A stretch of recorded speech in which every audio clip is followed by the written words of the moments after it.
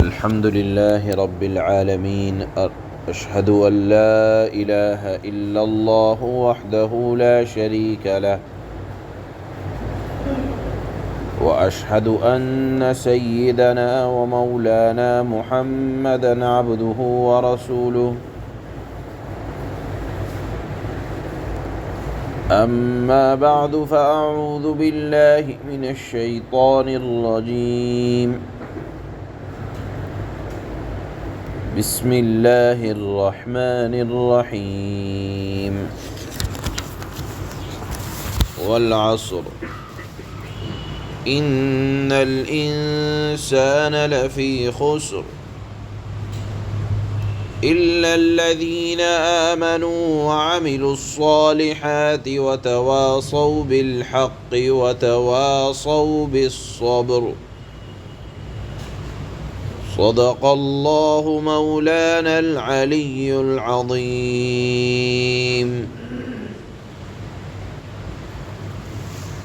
یہ سورت بھی مکی دور کی ایک سورت ہے۔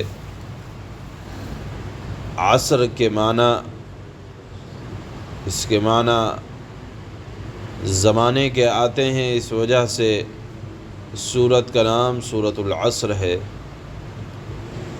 اس سورت کا ایک شان نزول ہے کہ ایک کافر تھا جس کا نام تھا ابو الاسد۔ اس کی دوستی تھی زمانہ جاہلیت میں حضرت سیدنا صدیق اکبر رضی اللہ تعالی عنہ سے۔ جب حضرت سیدنا صدیق اکبر حضرت ابو بکر صدیق رضی اللہ تعالی عنہ ایمان لے آئے تو یہ ابو الاسد کافر ان سے کہنے لگا کہ اے ابو بکر، تمہاری عقل پر کیا پتھر پڑ گئے کہ تم نے اپنی ہوشیاری اور ذہانت سے، تمہاری ہوشیاری اور ذہانت تو اتنی تھی کہ تم جب تجارت کرتے تھے تو مال میں بڑا نفع ہوتا تھا، تم نے کبھی نقصان نہیں اٹھایا۔ اب یک لخت ایک دم تمہیں کیا ہو گیا کہ ایسے گھاٹے میں پڑ گئے کہ اپنے آباء و اجداد کے دین کو چھوڑ دیا اور لات و عزیٰ کی عبادت سے تم نے اپنے آپ کو محروم کر دیا، ان کی سفارش سے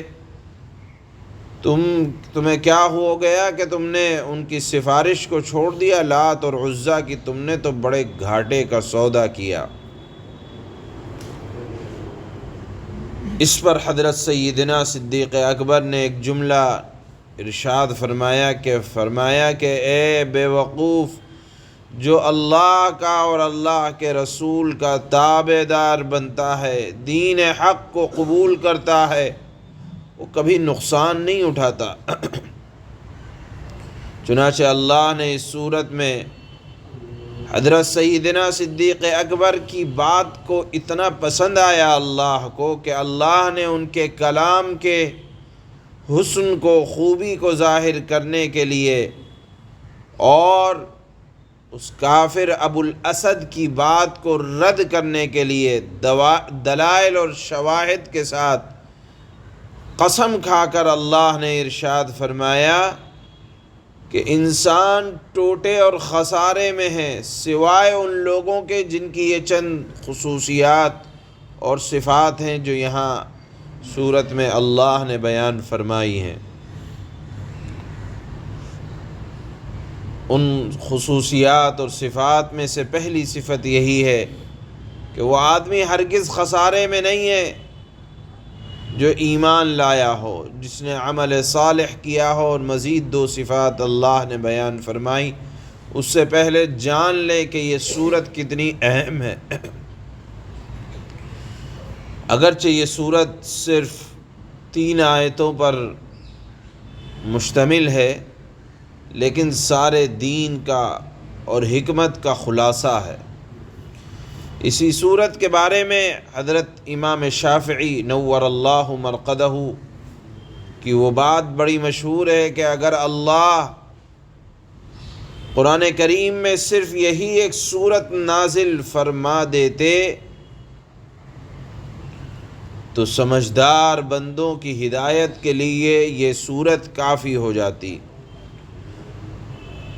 صحابہ اکرام کا دستور تھا کہ جب بھی دو صحابی یا سلف صالحین آپس میں ملتے تو جدا ہونے سے پہلے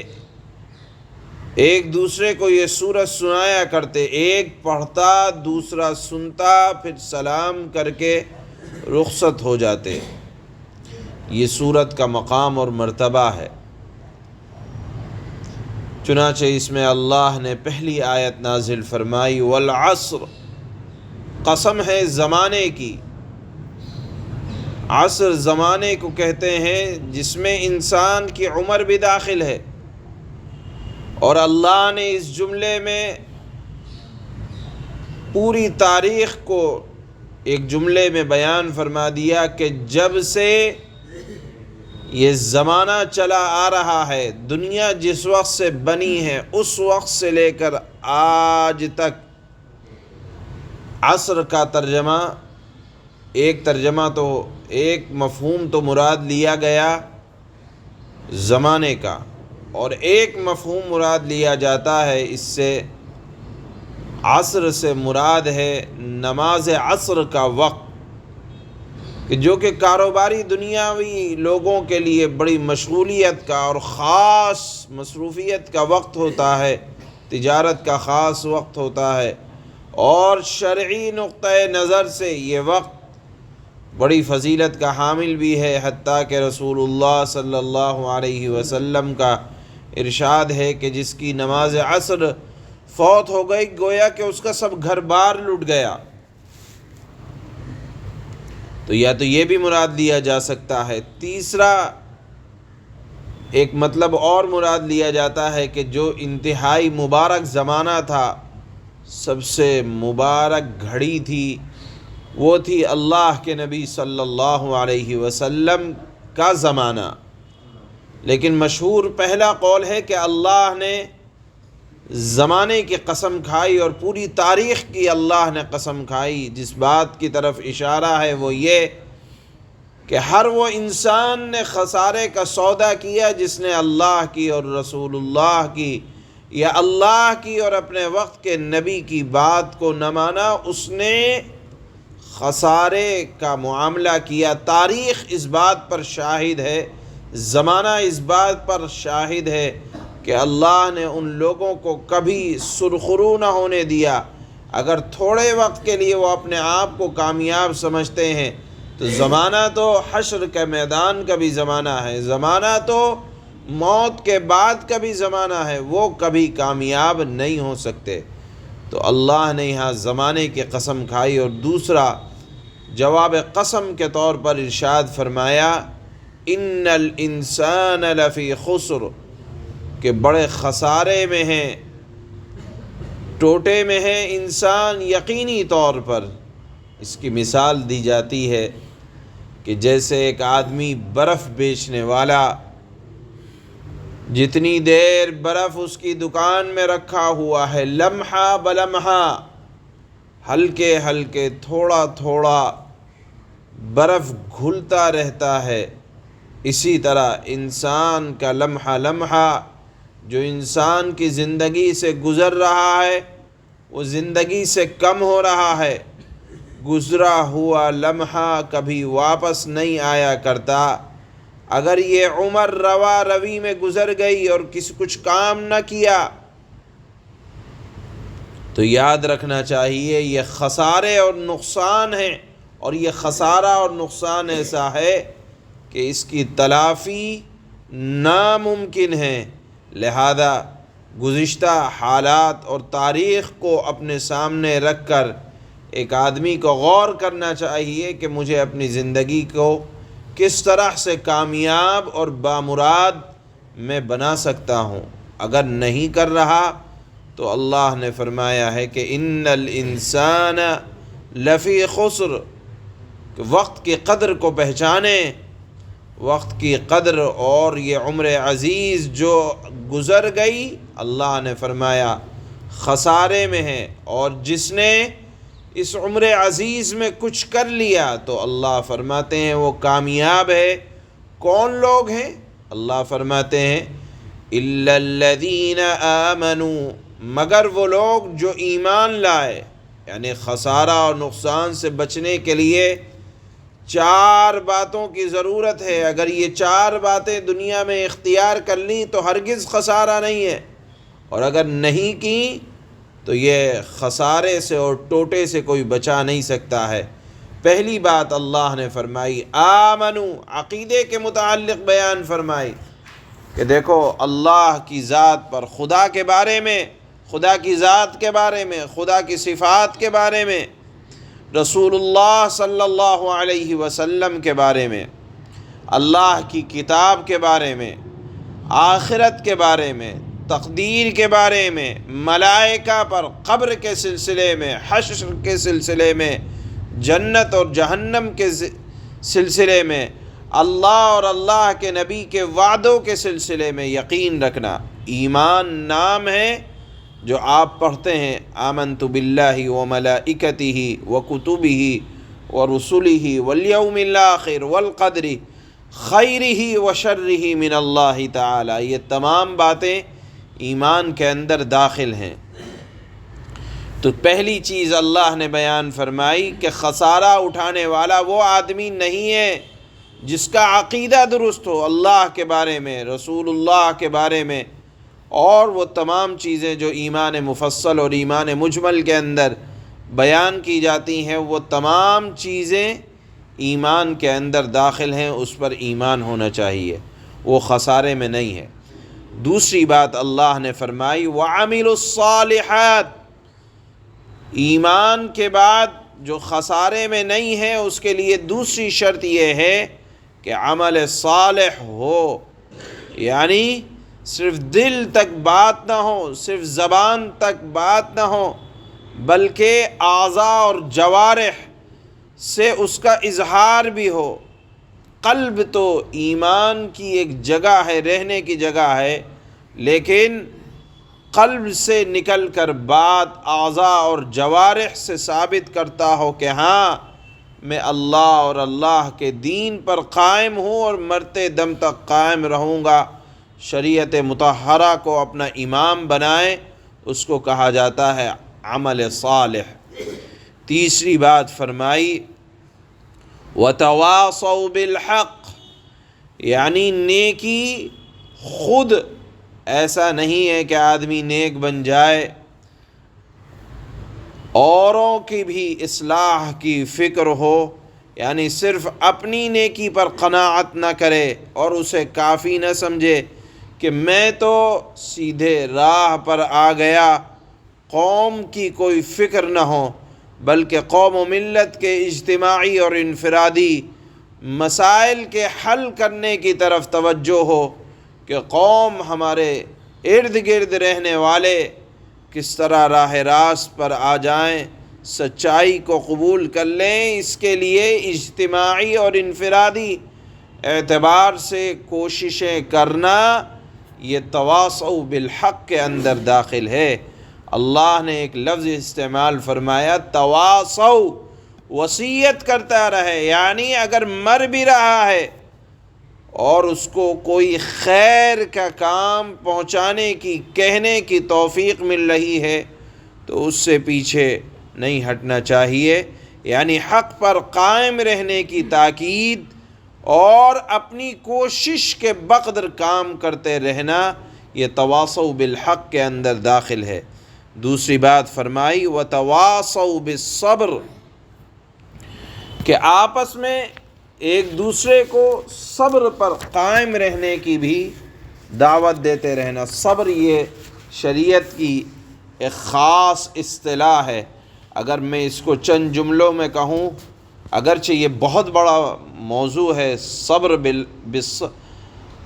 وتواصوا بالصبر، تواصوا بالصبر یہ ایک بڑا مفہوم ہے، اس کو اگر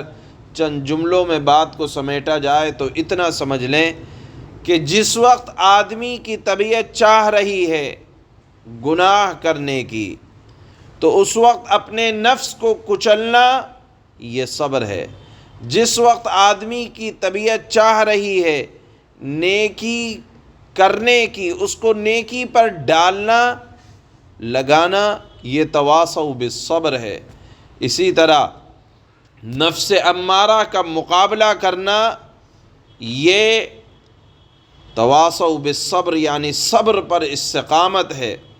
اسی طرح نیکی کے راستے پر جمے رہنا اور حق سے قدم نہ ڈگمگانا یہ بھی صبر ہے۔ اسی طرح دشمنوں کے مقابلے میں حق بات کو کہنا، دشمنوں کے مقابلے میں کھڑے رہنا یہ بھی ایک صبر ہے۔ اسی طرح اگر مزاج کے خلاف کوئی بات پیش آ جائے تو اس کو اللہ کا فیصلہ سمجھ کر تسلیم کرنا اور زبان سے کوئی جملہ اس کے خلاف نہ نکالنا یہ بھی صبر ہے۔ ہاں البتہ ایک بات یاد رکھ لینی چاہیے کہ اگر مزاج کے خلاف کوئی بات پیش آئی ہے اس کو دور کرنے کی کوشش کرنا اور اس سے اپنے آپ کو دور رکھنا اس کی شریعت میں اجازت ہے۔ مثال کے طور پر ایک آدمی کو بیماری آئی ہے اللہ کی طرف سے، دی ہے اللہ نے، لیکن اس سے اپنے آپ کو دور رکھنے کے لیے تدبیریں کرنا شریعت میں اس کی مکمل اجازت ہے، بلکہ حکم تو یہ ہے کہ دوا اپنے آپ کو بیماریوں سے دور رکھنا، پرہیز کرنا یہ علاج سے بہتر ہے، اور اگر بیماری آ جائے تو علاج کرنا عین سنت کے مطابق ہے۔ لہذا ابھی یہ بات سمجھائی جا رہی ہے صبر کے مفہوم کے اندر کہ اگر کوئی بات طبیعت کے خلاف ناگوار کوئی بات پیش آ جائے تو اس سے اپنے آپ کو دور رکھنے کے لیے تدبیریں اختیار کرنا یہ شریعت کے اندر مطلوب ہے۔ ہاں اس کے فیصلے کے خلاف زبان سے کوئی جملہ کہنا یہ شریعت کے اندر برا سمجھا جاتا ہے۔ بہرحال صبر کا مطلب یہ ہے کہ راہ حق پر چلنے پر جتنی پریشانیاں آئیں، دوسروں کو نصیحت کرنے میں عام طور پر جب آدمی دوسروں کو نصیحت کرتا ہے، اچھی بات کہتا ہے تو کبھی کبھی تکلیفوں کا سامنا کرنا ہی پڑتا ہے۔ آپ کسی کو حق بات کہیں گے وہ اس کو کڑوی لگے گی۔ حدیث میں آتا ہے الحق مر، حق بات کہنا یہ کڑوا ہوا کرتا ہے، آدمی دشمن بھی بن جاتا ہے، لیکن کسی کی دشمنی کی وجہ سے حق بات کہنا چھوڑا نہیں جائے گا۔ اس لیے فرمایا وتواصوا بالصبر، جمے رہو، جو سچ بات ہے اس کو کہتے رہو۔ یہ بڑا ایک وسیع مفہوم ہے۔ اپنے اللہ نے اگر کہا جائے کہ شریعت کو انہی 4 جملوں کے اندر سمیٹ کر رکھ دیا ہیں تو یہ چھوٹے چھوٹے جملے لیکن اپنے معنی اور تفصیل کے اعتبار سے اپنے اندر بڑی خوبی رکھتے ہیں کہ اس کے بعد اگر یہ حاصل ہو جائے، ایمان، عمل صالح، آپس میں ایک دوسرے کو نیکی کی وصیت کرنا اور شریعت پر استقامت کے ساتھ جمع رہنا، اگر یہ 4 خوبیاں پیدا ہو جائیں تو اس کے بعد کسی اور خوبی کا تصور نہیں کیا جا سکتا۔ اللہ نے پوری شریعت کو اسی کے اندر سمیٹ کر رکھ دیا ہے۔ یہ اللہ کی خوبی ہے کہ اگر کسی مفہوم کو سمیٹنے پر آئیں تو 3 آیتوں کے اندر شریعت کو سمیٹ دیتے ہیں، اور اگر پھیلانے پر آئیں تو پورا قرآن کریم اسی سلسلوں کے اندر اللہ نے اس کی تفصیلات بیان فرمائی ہیں۔ چنانچہ اللہ نے مختصر سی صورت کے اندر پوری شریعت کے خلاصے کو بیان کیا۔ اللہ فرماتے ہیں بسم اللہ الرحمن الرحیم، شروع کرتا ہوں اللہ کے نام سے جو بڑا مہربان ہے، نہایت رحم کرنے والا ہے۔ والعصر، زمانے کی قسم، یعنی تاریخ اس بات کی گواہ ہے جو لوگ ایمان اور نیک عمل سے محروم رہ جاتے ہیں وہ بڑے گھاٹے کا سودا کرنے والے ہیں۔ اس لیے کہ بہت سی قوموں کو دنیا میں آسمانی عذاب کا سامنا کرنا پڑا، اور جس نے بھی اللہ کی اور وقت کے نبی کی بات کا انکار کیا اور نیک عمل نہ اختیار کیا تو عذاب نے ان لوگوں کو عذاب نے آ گھیرا۔ اس بات کی طرف اشارہ کرنے کے لیے اللہ نے زمانے کی قسم کھائی اور پھر فرمایا ان الانسان لفی خسر، انسان در حقیقت بڑے گھاٹے میں ہے، لیکن ہر انسان نہیں، 4 لوگ اس گھاٹے کے سودے سے الگ ہیں۔ وہ کون؟ إِلَّا الَّذِينَ آمَنُوا وَعَمِلُوا الصَّالِحَاتِ وَتَوَاصَوْا بِالْحَقِّ وَتَوَاصَوْا بِالصَّبْرِ، سوائے ان لوگوں کے جو ایمان لائے اور نیک عمل کریں۔ دیکھیے، ایمان لائیں اور نیک عمل کریں، اس کا تعلق صرف اپنی ذات سے ہے، لیکن آگے اللہ فرماتے ہیں وَتَوَاصَوْا بِالْحَقِّ، اپنے اثر و رسوخ کے دائرے میں دوسروں کو حق بات کہنا اور صبر کی تلقین کرنا بھی ضروری ہے۔ آدمی خود نیک بن جائے نجات کے لیے کافی نہیں ہے، بلکہ اپنے ارد گرد رہنے والوں کو صبر کی اور دین پر استقامت کی وصیت کرنا، یہ نجات کے لیے ضروری ہے۔ اللہ نے فرمایا جو لوگ ایمان لائے اور نیک عمل کریں، ایک دوسرے کو حق بات کی نصیحت کرتے رہیں اور ایک دوسرے کو صبر کی نصیحت کرتے رہیں، یعنی تقدیر کا شکوہ نہ کریں بلکہ اللہ کا فیصلہ سمجھ کر اس کو مان لیں۔ کوئی اگر طبیعت کے خلاف کوئی بات پیش آئے یا شریعت پر استقامت میں عمل کرنے میں کوئی تکلیف پیش آئے تو صبر کے ساتھ کرتے رہیں، تو یہ 4 لوگ 4 خصوصیات والے خسارے میں اور گھاٹے میں نہیں ہیں۔ سبحان اللہ، سبحان اللہ۔